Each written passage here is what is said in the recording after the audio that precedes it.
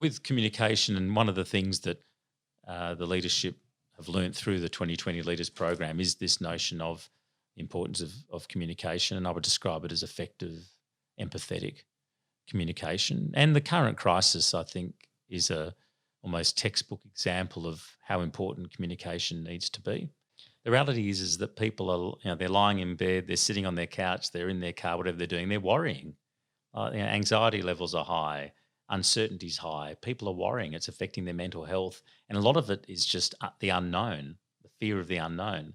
So even if it's bad news, at least it's news. Yeah, because nothing's worse than not knowing what's going on. Correct. Being in the dark. I mean, what I'd say, what would you prefer? Would you prefer knowing the bad news or just not knowing? You want to know. You want to know. Knowing is the half the fear. Yeah, It's that's right.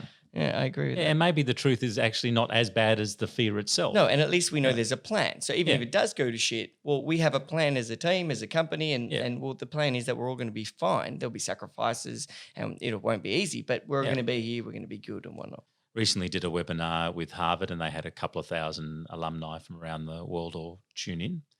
And they talked about their most contemporary framework for leadership, and it was described as leadership in a crisis. And they talked about this notion of both the brutal truth and the rationale for hope. And this is along the lines of what you're saying. Give them the brutal truth.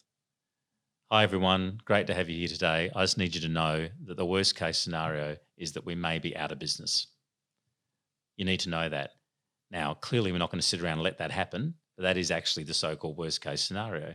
So what are we doing to make sure that's not the case? Now let's go through. These are the things that we're doing to make sure that is not the case, and give people the actual plan. What's the plan?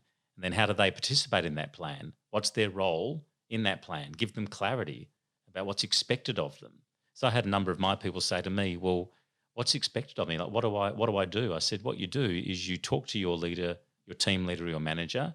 You get absolute clarity about what's expected of you every day, every week, every month, because everyone's working at home.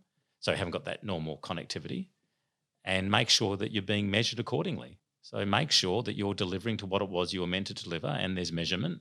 So you can turn around and say, well, I've actually over-delivered this week on what was my expectations. That's a good week. So clarity is just critical. Data is really important because data is irrefutable, it's real, and it helps balance off everyone's feelings of fear and emotion. Yes, I think the communication piece is critical. Brutal truth, I subscribe to and have been certainly using. Brutal truth, rationale, and then the rationale for hope. So you can't leave them hanging with the brutal truth. You then need to give them that plan. What's the rationale for hope? Why is it that now that you've told me the brutal truth, why is there hope? If you can stand on stage and deliver it confidently, a lot of people can't, or they fear it. So anyone that can do it well, immediately, rightly or wrongly, immediately gets probably overrated. Stands out as a leader. Yeah, immediately. Mm-hmm. Now, they may not necessarily deserve that rating, but the perception is that they're very good at that. Mm-hmm. So he taught me early on that it was important. He talked about owning the stage, owning a room, projecting your voice. It's a really interesting thought. I've never thought about that. And what were some of the tips he's given you? Yeah, in regards to how to do it? Yeah, so one of the things he talked about was if you know what you're talking about, you do not need notes. But also what you can do is if you want to add variety to it, to use pictures. Mm-hmm. So use pictures, and it's okay to have the occasional word or prompt. But generally speaking, if you believe in what you're saying, you don't need notes, so just say it.